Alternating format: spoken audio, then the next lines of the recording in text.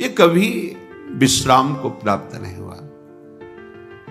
ये संकल्प बनाता है अगर ये शरीर भोगने को मिल जाए मैं विश्राम को प्राप्त हो जाऊं, ये पदार्थ भोगने को मिल जाए, ये दृश्य देखने को मिल जाए, ये श्रवण प्रिय संगीत सुनने को, ये वात सुनने को, इंद्रियों के सहित मन शब्द स्पर्श रूप रस गंध, और चाहता है विश्राम। भ्रमित करके हमको जहां बिल्कुल विश्राम नहीं है, बिल्कुल आनंद नहीं है, वहां ले जाता है और फिर खुद अनुभव करके कहता है इसमें तो नहीं है, शायद उसमें होगा। फिर वहां से विचलित करके दूसरे में, दूसरे से तीसरे में पूरा जीवन व्यतीत कर देता है। कब हूं मन, पकड़ो तो इसकी चाल को, ये छलिया हमको छल रहा है और हम अपने आप को इसके अधीन करते चले जा रहे हैं, और उसकी चाल को ना समझकर हम समझते हैं ये मन हमें सुख देगा, जो कहता है वो मुझे कर लेना चाहिए। गलत सलाहकार है, फंसा देगा, पराजित करा देगा, बंधन में डलवा देगा। जैसे जिस राजा का मंत्री यदि गलत सलाह दे तो राज्य नष्ट हो जाता है, यदि वैद्य गलत सलाह दे तो मरीज को रोग पूर्ण रूप से अधीन करके नष्ट कर देता है। यदि सद्गुरु शिष्य के अनुकूल होकर बोले तो उसका नाश हो जाता है। शास्त्र के अनुकूल, सिद्धांत के अनुकूल तो उसको परमात्मा प्राप्ति होती है। ऐसे ही इस मन रूपी सलाहकार ने मुझ भगवद अंश को ऐसी सलाह दी कि शब्द स्पर्श रूप रस गंध, ये जो माया रचित हैं, इनके भोगने में बड़ा सुख है। जहां जहां कहता है वहां वहां, जो जो क्रिया कहता है वो क्रिया, जैसे जैसे कहता है वैसे वैसे। पर कब हूं मन विश्राम न मान्यो, कभी छलिया मन ने ऐसा नहीं कहा कि बस हो गया, जिस मार्ग में चला भी सुख नहीं मिला, ये सब मिथ्या है, सत्य वचन है, अब मुझे वापस होना चाहिए, इस मन की सलाह में नहीं फंसना चाहिए। पर नहीं, उसी छलिया मन का साथ देकर, इतना साथ देकर कि स्वयं मन बन करके, कि मन मानो मैं हूं, मन को अच्छा लगा मेरे को अच्छा लगा, मन को बुरा लगा मेरे को बुरा लगा, इतनी तन्मयता, यही हमारा पतन है, यही हमारी मायाकृत आकर्षण की वृत्ति है जो हम समझ नहीं पा रहे। निशिदिन भ्रमत विसारी सहज सुख, जहां तहां इंद्रिन तान्यो, कब हूं मन विश्राम न मान्यो। रात दिन जैसा इसने कहा इंद्रियों के सहित वैसी ही चेष्टा की, पर सहज सुख जो हमारा स्वरूप है, चेतन अमल सहज सुख राशि, हम अपने स्वरूप का विस्मरण करके, हमारे ही बल से बलवान होकर इस मन और इंद्रियों ने हमें फंसा दिया, दुर्गति कर दी। अपने सहज सुख को, जो आत्मस्वरूप है, जो आराध्य देव है, सहजानंद वर्षिणी श्यामा जी, इनके नाम सुख को, क्या पैसा लगता है नाम में, अंदर ही अंदर राधा राधा राधा, किसके सहयोग की जरूरत है, कौन सी क्रिया के संपादन की जरूरत है, राधा राधा राधा। अब नाम स्मरण करते हुए जो धर्म कर्म है खूब करो, 10 गुना लाभ बढ़ेगा। 1 अंक विराजमान कर दिया, फिर शून्य बढ़ाते चले जाओ, 10 गुना उसका महत्व बढ़ता चला जाएगा शून्य का। 1 हटा दो, सैकड़ों शून्य बना दो, कुछ नहीं हाथ लगेगा। ऐसे ही सहज सुख, नाम रूप लीला धाम, ये हमारा स्वरूप है, हमारी आत्मा है, ये हमारा आराध्य है। भूल गए इसे। सहज सुख को भूल करके इंद्रिय और मन के द्वारा हम ठगे जा रहे हैं रात दिन, अपने को बड़े बुद्धिमान समझ रहे हैं। इसीलिए कहा गया है, राम ही भजई ते चतुर नर। वही चतुर है इस संसार में जो माया के आकर्षण से बच करके नाम जप कर ले जाए। नाम जप नहीं हो रहा तो जीवन व्यर्थ जा रहा है। निश दिन भ्रमत, रात दिन दौड़ा रहा है मन, ये कर लो, ये मिल जाएगा, इससे सुखी हो जाओगे। इतने अधर्माचरण, इतने पापाचरण कि फिर बुद्धि निर्णय करना बंद कर देती है। वो पशुवत, वो राक्षसवत हो जाता है। आंख खोल के देख लो, भगवद विमुख कैसा अंतःकरण निश्चय करता है, कैसा मनन करता है, कैसा चिंतन करता है। निंदनीय से निंदनीय कृत्य करने में उसको कोई संकोच, कोई लज्जा, कोई भय नहीं लगता। दुर्दशा यही है, जीते जी दुर्दशा यही है। आप अपने बल को भूल करके इनके अधीन हो गए।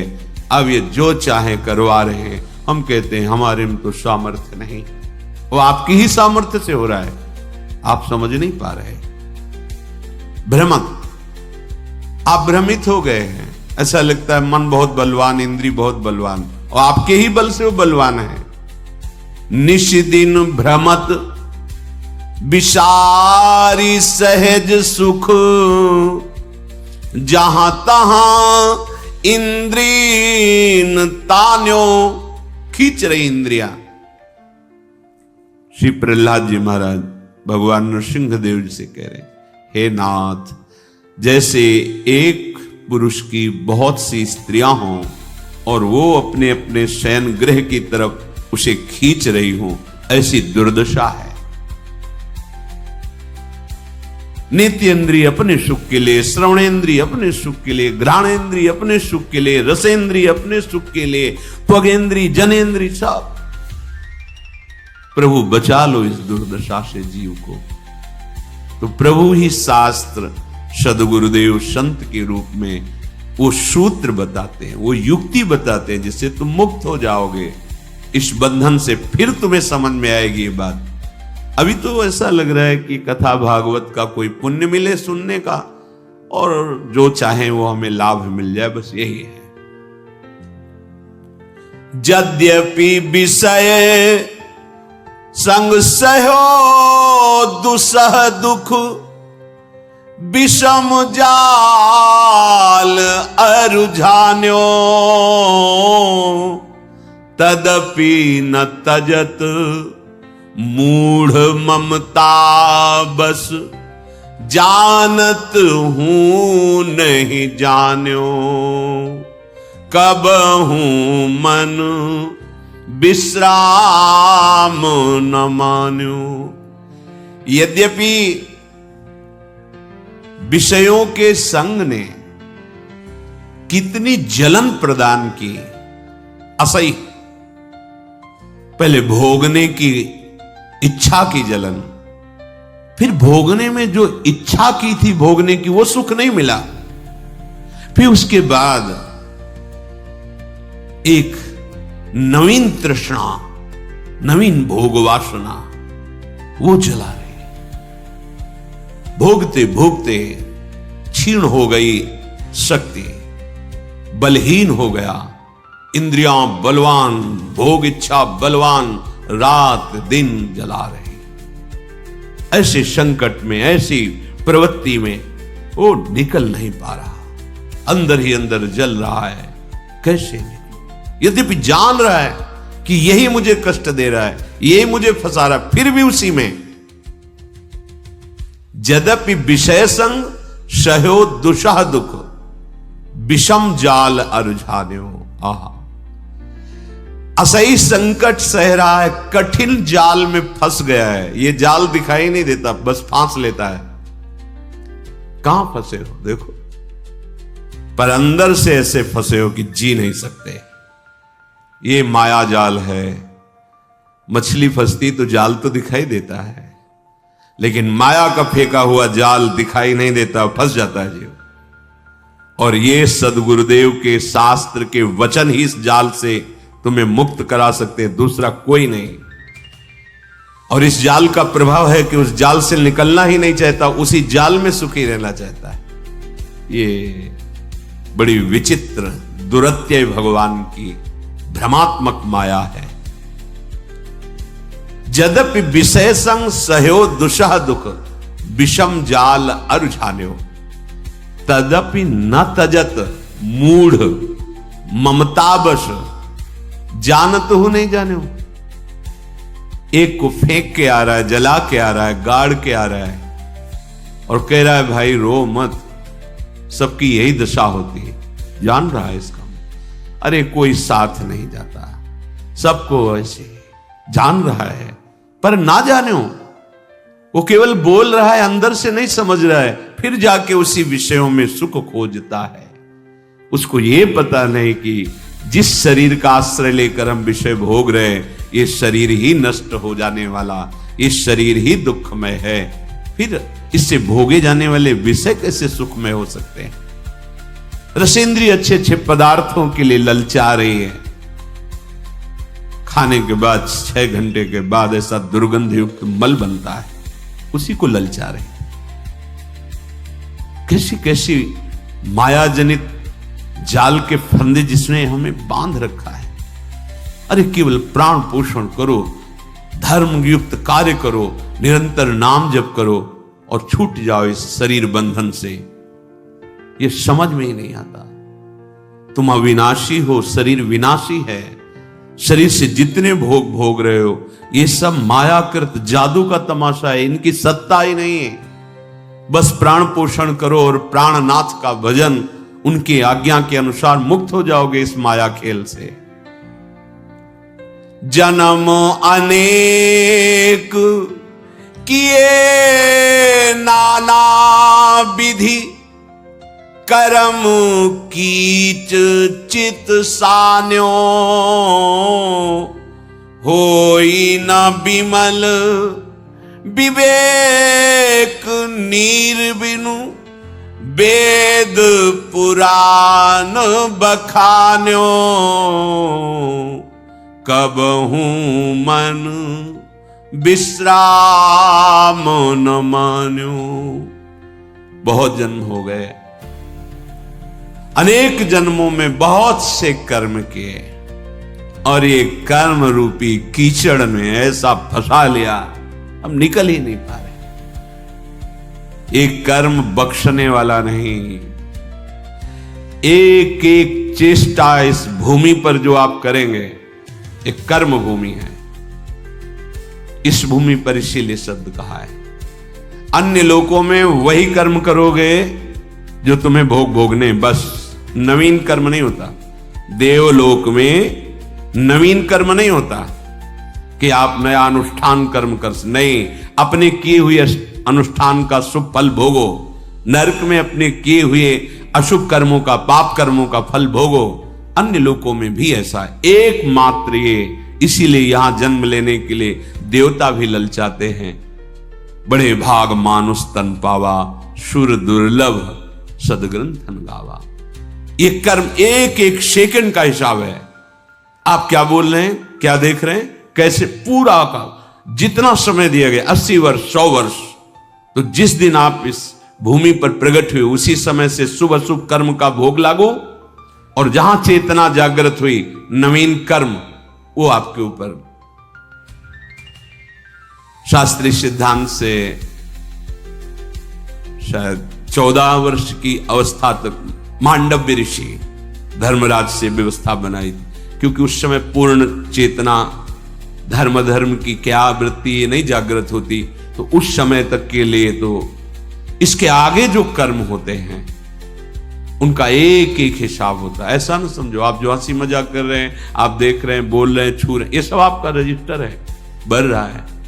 किस विषय में आप बोले, क्या बोले, उस बोलने में क्या दोष था, आपने क्या क्रिया की, वो सत्य शास्त्रों के सम्मति से है या निषेधात्मक है, उसका फल आपको मिलेगा। और यदि एक आप युक्ति सीख गए कि अब जो मैं कर्म करने जा रहा हूं वो श्री भगवान की प्रसन्नता के लिए होगा और भगवान के द्वारा दिए बल से होगा, वो कर्म बांधेगा नहीं, और जब कर्म हुआ तो पूर्ण समर्पित प्रभु को मुक्त हो जाओ। पर कहां इतना ध्यान है, अहम इतना स्मृति थोड़ी रहने देता है कि ये कृष्ण प्रीत्यर्थ कर्म करने जा रहा हूं, ये कृष्ण प्रीत्यर्थ कर्म हो रहा है, ये कृष्णार्पणम मस्तु के लिए कर्म हो रहा है, अभी आनंद आने लगेगा। पर नहीं, अहंकार से मैंने किया, मैं करूंगा, मैं जन्म अनेक किए नाना विधि कर्म कीच चित सान्यो। जैसे कोई दलदल में फंस जाए, निकलना बड़ा मुश्किल, ऐसे ही कर्म जाल फांस लेते हैं, निकलना बड़ा मुश्किल। देखो ना, निकलने की सोचो आप, कैसे अंदर पीड़ा पहुंचाते हैं ये सब। कैसे हमारे बिना परिवार कैसे चलेगा, ये कैसे होगा, ये कैसे होगा, चित्त सान्यो, उसमें फंस गया। वो नहीं समझ पा रहा अनंत ब्रह्मांडों का सृजन करने वाला, पालन करने वाला कोई है, वही हमें निमित्त बनाकर करा रहा है। केवल अहंकार के कारण हम उस रहस्य को नहीं जान पाते। होई न विमल विवेक नीर बिनु। गोस्वामी जी कह रहे, जैसे कोई कीचड़ में सन गया हो तो निर्मल जल चाहिए तभी वो स्वच्छ हो पाएगा। तो हमारा चित्त, हमारा मन, हमारी बुद्धि, हमारा अहम, ये मलिन हो चुका भोगों से। अब विवेक रूपी निर्मल जल हो तब ये एकदम पवित्र हो जाएंगे। तभी जब भगवत भाव की बातें करो तो प्रश्न उठाते हैं, सौम्य भगवान कैसे हो सकते हैं, अरे वो कर तुम अकर तुम अन्यथा कर तुम, ऐसा नटनागर है, बस उसको पकड़ा सकते हैं तो गुरुदेव के द्वारा उपदिष्ट मार्ग ही, दूसरा कोई उपाय नहीं। इसीलिए गुरु साक्षात परब्रह्म तस्मै श्री गुरुवे नमः। जिस ठाकुर ने अपनी माया का पर्दा लगा के अपने को ढक लिया, वही ठाकुर गुरुदेव रूप में आकर अपनी माया के पर्दा को हटाने का उपाय बता देता है। उस पर चलो, अभी हृदय निर्मल होने लगेगा। नहीं तो मलिन अंतःकरण तुम्हारा गुरुवाणी को नहीं समझ पाएगा, सदगुरु के वचनों को नहीं समझ पाएगा, और उपहास जरूर कर देगा। ऐसे ये चित्त बिना विवेक रूपी निर्मल जल के, ये मोह ममता रूपी कीचड़ को साफ नहीं कर सकते। विवेक रूपी जल ही होए विवेक मोह ब्रह्म भागा, तब सब विषय विलास विरागा। ऐसा शास्त्र पुराण वेद सब कहते हैं कि विवेक निज हित नाथ पिता गुरु हरिसो, हरसि हृदय नहीं आन्यो, तुलसीदास कब तृषा जाए, सरखन तहि जन्म सिरान्यो, कब हूं मन विश्राम न मान्यो, कब हूं मन विश्राम न मान्यो। जो हमारा परम हित करने वाले हैं, जो मेरे स्वामी हैं, नाथ कौन? निज हित। हित जो हमारे स्वामी हैं, जो हमारे पिता हैं, जो हमारे गुरुदेव हैं, जो हमारे हरि हैं, कभी निष्कपट इनसे प्रेम नहीं किया, कभी हृदय खोलकर इनसे, हृदय खोल कर, बड़ा कपटी जीव है। अंतःकरण में तन्मयता के कारण ही भगवद अंश को जीव कहा गया है, देहाभिमानी को ही जीव कहा गया है। बड़ा कपट है। और प्रभु कह रहे मोहि कपट छल छिद्र न, और ये कपट ही करता है। गुरुदेव, हरि, स्वामी, ये सब उसी परम तत्व के पर्यायवाची शब्द हैं। वही एक है। भक्ति भक्त भगवंत गुरु चतुर नाम बपु एक। कहने को उसके बहुत से नाम हैं, वो है एक ही। अपना परम हित अपने स्वामी से होगा, अपने हरि से होगा, अपने गुरुदेव से होगा। जो गुरुदेव, जो हरि। देखो, संपूर्ण गीता जी, संपूर्ण वेद, ये जगत गुरु भगवान ने स्वयं गाया है, ये भगवान ने प्रकट किया है। जितने संत महात्मा सदगुरु जन हैं, सबके हृदय में जो बोल रहे हो भगवान ही बोल रहे हैं। अगर उन्होंने खेल रचा है तो खेल की सावधानियां जी, अगर इतनी चूक करोगे तो आउट हो जाओगे, परमार्थ मार्ग में चलने लायक नहीं रहोगे, तुम जीत नहीं पाओगे। अगर जीतना है तो ऐसे चलो, ऐसे तुम परास्त हो जाओगे। दोनों बात उन्हीं की है। अगर आप माया खेल में राजी हो तो उसके अलग इनाम हैं, और अगर आप भक्ति खेल में राजी हो तो उसके अलग, उन्हीं का खेल है। देख लो, वही आके अपनी माया जनित खेल के दुख वर्णन करते हैं, वही आके अपने भक्ति जनित खेल के प्रेम आनंद का वर्णन करते हैं। कैसा अद्भुत प्रेम, कैसा अद्भुत आनंद। ऐसे सदगुरुदेव जो हरि हैं, जो स्वामी हैं, जो पिता हैं, कभी हृदय खोलकर उनसे हृदय समर्पित करके बात, क्यों म्यों अनुकूलता प्रतिकूलता प्रपंच, अरे एक जगह तो ऐसी रखो जहां बिल्कुल खुले। सारा संसार कपट में खेल रहा है, एक जगह तो ऐसी रखो गुरुदेव के सामने। तुम चाहे दंड दो, चाहे आप दुलार करो, आपसे कपट नहीं, आपसे झूठ नहीं, आपसे छिपाव नहीं। स्वामी आप ही तो हमारे परम उद्धार के लिए ये रूप लेकर, अब आपसे क्या कपट करना, असमर्थ हूं, आपकी आज्ञा का इस तरह से उल्लंघन होता है, आप संभाल लीजिए प्रभु, मेरे में सामर्थ्य नहीं, सब ठीक हो जाएगा। भगवान एक बात बड़े जोर से कह रहे हैं, मोहि कपट छल छिद्र न भावा। ये हमारे हृदय में जो कपट का जाल है, ये हमें भगवत प्राप्ति नहीं होने दे रहा। निर्मलता यही कि जो हृदय में, वही वाणी में, वही चेष्टा में, कोई छुपाव नहीं।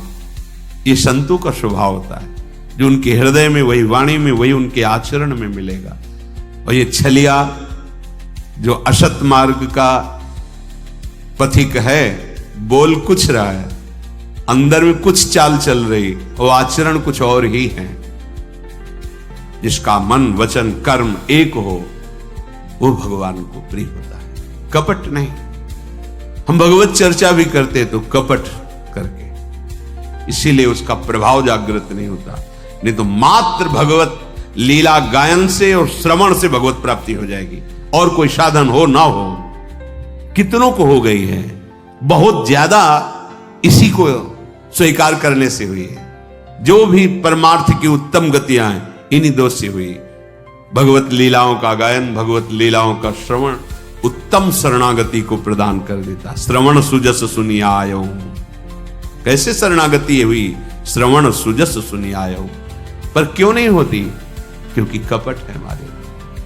चौथी भगत मम गुणगन करहि कपट तज गान। ये एक जगह तो ऐसी रख लो जहां निष्कपट भाव हो। मेरे गुरुदेव, मेरे प्रभु, जैसा हूं आपका हूं। आप ठुकराओ तो आपका हूं, आप पुचकारो तो आपका हूं, आप दंड दो तो आपका हूं, आप प्यार करो तो आपका हूं। आपके सिवा कोई और नहीं, कोई ठौर नहीं। हो गया काम। निज हित नाथ पिता गुरु हरि सो, हरसि हृदय नहीं आन्यो। तुलसीदास कब तृषा जाए, सरखन तहि जन्म सिरान्यो। कब हूं मन विश्राम न मान्यो। यदि तुम कपट छोड़कर हृदय से गुरुदेव का आश्रय लो, उनके वचनों का पालन करो, तो क्या होगा? तुम्हारी प्यास बुझ जाएगी, दौड़ भाग मिट जाएगी। शांति से बैठ जाओ उनकी नाव में। वो खेवैया बहुत चतुर हैं। शांति से बैठना, भरोसा और नाम। नाव में बैठने को मतलब नाम। श्री हरिवंश प्रताप ये भरोसा, नाम नौका और निज खेवक। नाम जप करो, भरोसा दृढ़ प्रभु का रखो, तुम्हारी नाव भव समुद्र से तुम्हें पता भी नहीं चलेगा और पार हो जाओगे। श्री हरिवंश प्रताप, नाम नौका निज खेवक, भव सागर सुख तरत, निकट हरिवंश जो सेवक। अभी संभल जाओ, नहीं तो खोदते खोदते जीवन व्यतीत हो जाएगा और प्यास कभी नहीं बुझेगी। जैसे कुआं खोदना शुरू किया, कुआं खोदते खोदते जीवन की शाम हो गई, लेकिन पानी पीने को नहीं मिला। अर्थात तुम भोगों में भोगते भोगते मर जाओगे, कभी तृप्ति और शांति न मिली है न मिलेगी। अनंत जन्म व्यतीत हो गए, इस माया ने विस्मृति के गर्त में ऐसा डाल दिया है कि हमें लगता ही नहीं कि हमारे पीछे जन्म हुए हैं। कभी प्यास नहीं मिलेगी, कभी मन विश्राम को प्राप्त नहीं होगा। इसलिए अहम का समर्पण, आराध्य देव का अनन्य चिंतन।